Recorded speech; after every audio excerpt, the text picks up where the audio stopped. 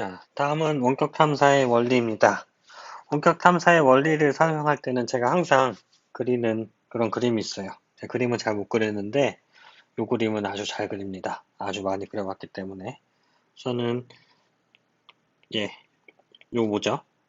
태양이죠. 태양이 이제 에너지원이 돼요. 이 태양이 에너지원이 돼서 태양이 어떤 전자기 복사 에너지를 쏘아서 우리가 관심이 있는 대상물,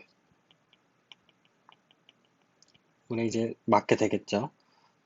관심 있는 태양과 같은 에너지원, 에너지의 원천, 에너지원, 소스 오브 에너지가 전자기파를 쏴서 우리가 관심 있는 대상물에 맞아요. 맞고 반사돼서 센서, 우리 위성이라고 하면은 위성에 도달하게 되는 이제 전자기파 에너지가 있겠죠. 그 복사돼서 돌아오는 전자기파 에너지, 센서에 돌아오는 에너지가 가지고 이제 얘를 이제 밴드블 영상으로 만드는 그런 과정이 되겠죠. 그래서 이 원격 탐사의 원리를 설명하기 위해 꼭 필요한 네 가지가 있어요. 첫 번째는 에너지원이고요. 두 번째는 대상물, 센서, 그리고 이제 태양에서 이제 전자기파 에너지가 대상물까지 가고 또 대상물에서 센서로 가는 요 과정, 요걸 이제 전달 경로라고 하는데 요 네 가지가 서로 전자기파를 매개로 서로 상호작용을 해서 우리가 원하는 영상을 얻는 과정. 이것이 이제 원격 탐사의 원리다. 그래서 아까도 이제 원격 탐사 정의할 때도 전자기파라고 얘기를 했는데 전자기파는 아마 여러분들이 그냥 흔하게 알고 있는 그런 개념이죠. 이제 뭐 굳이 써보자면 강한 에너지를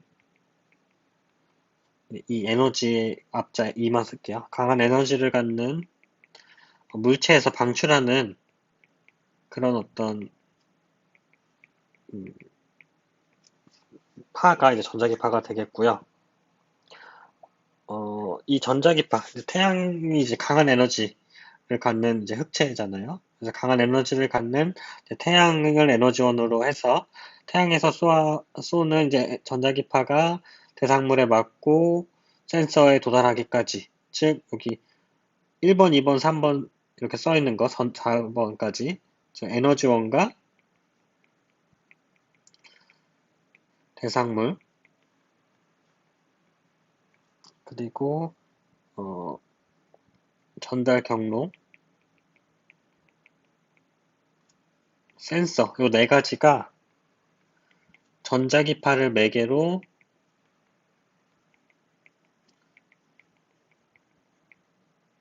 서로 상호작용해서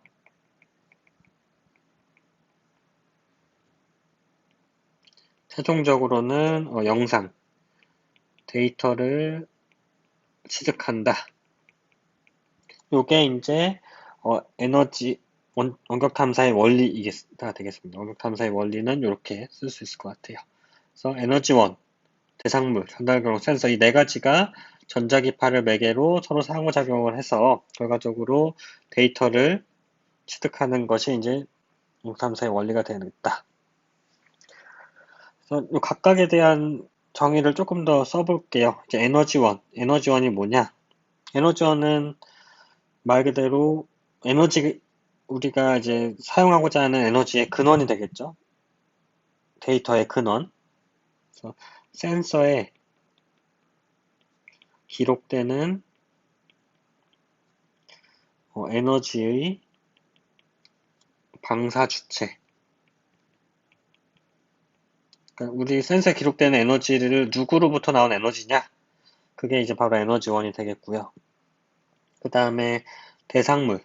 대상물이라는 건 뭘까요? 말 그대로 우리가 관심이 있는 거죠. 관심이 있는 어떤 우리의 관측 대상. 뭐, 나는 식생에 관심이 있으면 식생이 대상물이 되고, 물에 관심이 있으면 물, 건물이면 건물. 이런 어떤 지구상의 물체. 이게 관측 대상. 이게 이제 대상물이 되겠습니다. 다음은 이제 전달 경로. 전달 경로라는 거는 전자기파, 에너지원으로부터 나온 전자기파가 센서에 도착하기까지의 이동 경로, 요거를 전달 경로라고 해요. 그쵸? 여기 요 화살표 두 개, 요 화살표와 요 화살표, 요게 이제 전달 경로라고 하는 거죠. 자, 마지막으로 센서라는 건 뭐냐? 에너지를 감지하여 영상으로 표현하는 그런 장치를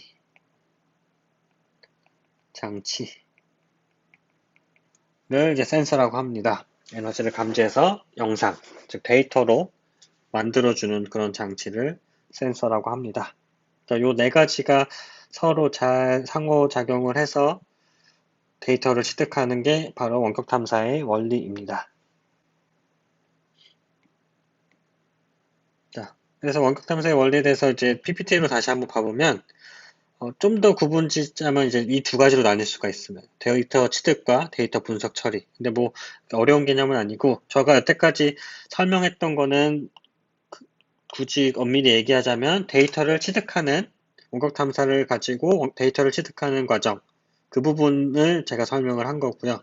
이렇게 데이터를 취득을 했으면 얘를 사용자가 우리 같은 이제 연구자가 활용하는 사람이 분석하고 처리를 함으로써 정보로 변환되는 거죠. 로우 데이터, 원 영상 그대로 뭐 어떤 걸 활용하는 게 아니라 이 원 영상을 뭐 전 처리도 하고 후 처리도 하고 또 영상 강조도 하고 변환도 하고 하면서 어떤 우리가 쓸모 있는 정보라고 표현을 하죠. 그 정보로 변환하는 과정을 데이터 분석 및 처리라고 합니다.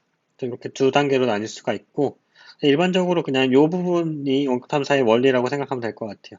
데이터 취득 과정. 네, 원격 탐사의 원리가 되겠습니다.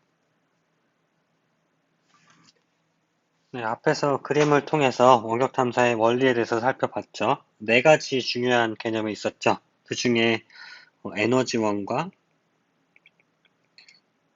대상물과 전달 경로와 그리고 센서 그 네 가지가 있었는데 이 센서가 맨 처음에 수업 때 얘기했지만 여러 기준에 따라 다양하게 나뉠 수가 있어요. 구분을 할 수가 있는데 그 중에 이제 에너지원에 따라서도 구분이 가능합니다. 그래서 에너지원이 무엇이냐에 따라서 이 센서가 수동형 센서 그리고 능동형 센서 이렇게 두 가지로 나뉠 수가 있습니다.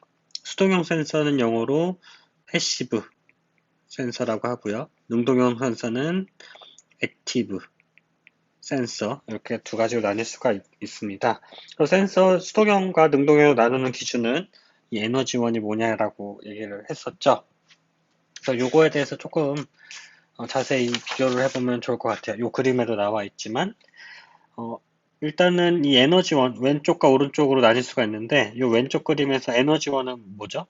네, 제가 아까 잘 그렸던 요 태양이 있죠. 태양이 에너지원인 경우가 왼쪽 그림이에요. 아까 제가 그린 거랑 똑같은 그런 개념이 되어 있고 오른쪽은 그림에서는 에너지원이 뭔가요? 그림에서 봤을 때 태양 같은 게 없죠? 요 오른쪽 그림에서의 에너지원은 위성에 있는 센서, 자기 자신이에요. 그래서 이 에너지원이 외부냐, 자기 자신이 아닌 외부로부터 받아들이는 에너지원을 가지고 영상을 취득하느냐에 따라서 외부로부터 받아들인다면은 우리는 이제 수동형 센서 혹은 수동형 원격 탐사라고 하고 에너지원이 자기 자신이다. 센서 스스로 에너지를 방출해서 돌아오는 에너지 양이라든지 뭐 시간 그런 걸 이용해서 데이터를 취득한다. 그런 센서를 이제 능동형 센서고 능동형 센서라고 하고 능동형 센서로부터 얻은 원격 탐사 데이터 처리 과정을 이제 능동형 원격 탐사의 원리라고 한다. 그래서 여기 정의가 써져 있는데 수동형 원격 탐사는 태양 에너지 주로 뭐 지열 에너지일 때도 있긴 하지만 어쨌든 외부 태양 에너지와 같이 외부로부터 전자기파를 받아서 데이터를 측정하는 게 수동형 센서. 능동형 센서는 센서 스스로 전자기파를 발사해서 어떤 에너지를 분석해서 데이터를 얻는 과정을 능동형 센서라고 한다. 그래서 수동형 센서와 능동형 센서를 좀 비교를 해볼게요.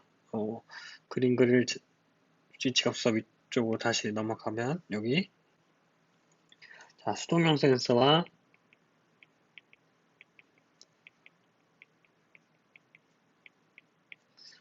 능동형 센서를 비교를 해볼게요. 수동형 센서는 아까 영어로 패시브 센서라고 하고 능동형 센서는 액티브 이렇게 두 개를 비교를 할 건데 일단은 에너지원 측면에서 에너지원이 무엇인지 측면에서 비교를 할 거고 이거는 이제 다 설명을 했죠. 그 다음에 특성 그리고 대표적인 수동형 센서와 능동형 센서가 어떤 것들이 있는지를 한번 비교를 해보도록 할게요. 그래서 에너지원으로 봤을 때는 수동형 센서는 태양과 같은 외부에서 얻는 것을 이제 수동형 센서라고 하죠. 능동형 센서의 에너지원은 뭐죠? 센서, 즉 자기 자신이 에너지원이 됩니다. 그 다음에 특성을 볼게요. 수동형 센서는 어떤 특성이 있냐면 외부가 이제 에너지원이기 때문에 아무래도 날씨라든지 시간 제약이 많아요. 즉 태양 에너지 이제 광학 센서의 태양 에너지가 이제 에너지원이 되는데 태양이 만약에 없다고 생각을 해보세요. 밤 같은 경우에 태양이 없는 경우에는 데이터를 취득할 수 있을까요? 수동형 센서로? 없겠죠. 그래서 이 태양이 항상 떠 있는 그런 시간에 데이터를 취득해야 되는 그런 제약이 많이 있고요. 날씨도 마찬가지요. 이 전자기파의 짧은 파장대는 대기를 통과하는 데 있어서 통과하지 못하고 대기에 흡수되는 경우가 많이 있기 때문에 그리고 구름 그리고 비 이런 것들이 이제 지표면에 대기에 있으면은 데이터를 취득을 하지 못하는 그런 한계가 많이 있습니다. 요런 부분은 이제 나중에 방사 오차와 방사 보정할 때 조금 더 자세히 다룰 거고요. 반면에 능동형 센서 같은 경우에는 날씨라든지 시간 제약이 적어요. 아예 없다고는 못하고 적습니다. 그래서 뭐 비가 오거나 뭐 밤이라든지 그러한 상황에 상관없이 제약 없이 데이터를 취득할 수 있는 그런 장점이 있어요. 이건 장점인데 반면에 단점으로 보자면 이 능동형 센서는 약간 우리가 눈으로 보는 것과는 조금 달라요. 우리가 눈으로 사진을 찍었을 때 보는 거는 이제 수동형 센서로 취득한 광학 영상이 조금 우리 눈으로 보는 거랑 좀 비슷해서 분석을 하기에 용이하고 그런 장점이 있지만 능동형 센서는 이제 스스로 에너지파를 쏘는데 대부분 이제 마이크로파 굉장히 긴 파장 영역에 그 에너지를 쏴서 돌아오는 걸 가지고 영상을 만들기 때문에 우리가 눈으로 보는 것과도 많은 차이가 있을 뿐더러 굉장히 돌아오는 에너지량이 광학에 비해서 작아서 조금 이제 노이즈도 굉장히 많고 그래서 원하는 정보를 얻기까지 많은 어떤 처리 과정이 필요해요. 그러한 단점이 있습니다. 능동형 센서 같은 경우엔. 대표적인 수동형 센서가 뭐가 있는지 한번 볼게요. 어, 여러분들이 알고 있는 대표적인 수동형 센서가 뭐가 있을까요? 네, 카메라. 카메라라는 거는 뭐죠? 우리 눈으로 보이는 이제 가시광 영역의 파장대를 가지고 영상으로 만드는 거죠. 그래서 RGB, 가시광 영역의 파장대를 이용해서 영상으로 만드는 거고, 뭐 광학 센서도 마찬가지로 이런 가시광, NIR, 그냥 뭐 미드 인프라레드 이런 범위까지를 이제 광학 센서라고 하는데 이 정도의 파장대를 가지고 영상으로 만드는 것을 이런 광학 센서도 대표적인 수동형 센서가 되겠고요. 그리고 뭐 기상, 해양, 뭐 이런 것들도 이런 부분을 관측하기 위한 센서들도 대부분이 이제 수동형 센서다. 뭐 전부 그런 건 아니지만. 그래서 여러분들이 뭐 알고 있는 대부분의 센서는 수동형 센서다라고 생각을 하시면 될 것 같고요. 그러면은 외우기 쉽게 하기 위해서는 능동형 센서가 뭐가 있는지를 보면 좀 더 좋을 것 같아요. 능동형 센서로는 뭐가 있냐면 요 두 가지 라이다와 사 이렇게 두 가지를 보면 좋을 것 같아요. 라이다는 뭐냐면 어, Light Detection and Ranging 이런 거고요. 사는 Synthetic Aperture Radar 이렇게 요거의 약자가 라이다와 사인데 어, 라이다는 뭐냐? 빛, 즉, 뭐, 광학 센서, 광학 센서와 동일한 파장대, 그래서 긴 파장은 아니죠. 좀 짧은 파장대 에너지를 직접 쏘고 돌아오는 데까지 걸리는 시간을 가지고 어떤 그 높이, 지표면의 어떤 기복을 판단하는 그런 장치가 라이다입니다. 이게 라이다가 되겠고요. 사 같은 경우에는 더 긴 파장 영역, 마이크로파, 거의 뭐 1cm, 뭐 몇 미터 되는 긴 파장 영역에 그 전자기파를 쏴서 돌아오는 데까지 걸리는 시간과 어떤 그 주파수 변조라든지 돌아오는 에너지량 이런 걸 가지고 영상을 취득하는 것을 이제 쏴라고 합니다. 그래서 이런 라이다라든지 쏴라는 이제 레이더 파장, 긴 파장 영역을 공간의 상도를 좋게 하기 위한 과정이 만들어진 게 쏴인데 어쨌든 이 라이다와 쏴 이런 것들을 가지고 데이터를 만드는 거다. 그러면은 얘네들은 이제 능동형 센서다라고 생각하면 돼요. 이런 이름들이 있으면 라이다, 사. 그래서 대표적인 사 위성, 우리나라 위성은 이제 컴셋 R이랑 5호가 되겠습니다. 이 위성에 대한 세부적인 종류들은 나중에 다시 아마 다음 시간에 2장 공부할 때 같이 할 계획입니다. 자, 그래서 다시 넘어와서 능동형 센서와 수동형 센서를 구분을 했고요. 하나하나 좀 봐볼게요. 네, 수동형 센서의 특징을 먼저 봐보면 스스로 에너지원을 갖고 있지 않죠. 그래서 태양이 에너지원이 되고요. 그래서 태양에서 방출되는 전자기파가 지표면에 반사돼서 센서에 도달하는 전자기파를 관측을 하는 그런 것을 말하죠. 맨 처음에 제가 그림으로 그린 일반적인 수동형 센서가 되겠고요. 그러다 보니까 아무래도 시간과 날씨의 영향을 많이 받게 되죠. 그래서 이런 광학이나 기상이나 해양 위성 센서가 대부분이 이제 수동형 센서다. 꼭 모두 다 그런 건 아니지만. 다음은 능동형 센서입니다. 능동형 센서는 스스로 에너지를 방출하고 되돌아오는 신호를 관측한다. 즉, 에너지원이 센서로부터 나온다. 라는 거죠. 그래서 시간과 날씨 영향을 받지 않는다라는 표현은 조금 맞지 않을 것 같아요. 적게 받는다.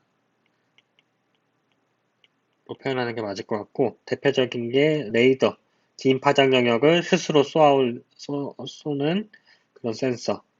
이 레이더를 진짜 이제 직접 쏘느냐 아니면 그냥 레이더를 이용하느냐에 따라서 능동형이냐 수동형이냐가 바뀔 것 같아요. 레이더라고 이제 무조건 능동형이라고 하기보다는 직접 써서 쏘는다. 그렇게 주체가 누구냐가 이 능동형 센서와 수동형 센서를 구분하는 기준이 될 것 같아요.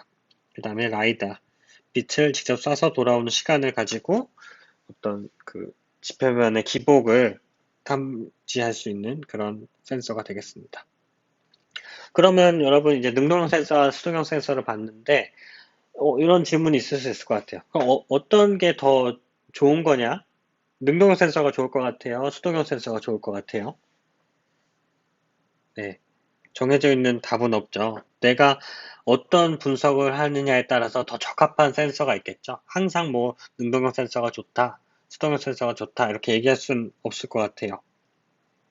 그래서 각 분야마다 적합한 센서는 존재할 수 있겠죠. 예를 들어 지구 변화라든지 대상물을 관측하는 데는 광학 센서가 좋을 것 같고, 기상이나 날씨 영향 없이 지표면을 관측할 때는 이런 마이크로파를 이용하는 능동형 센서가 좋겠고요.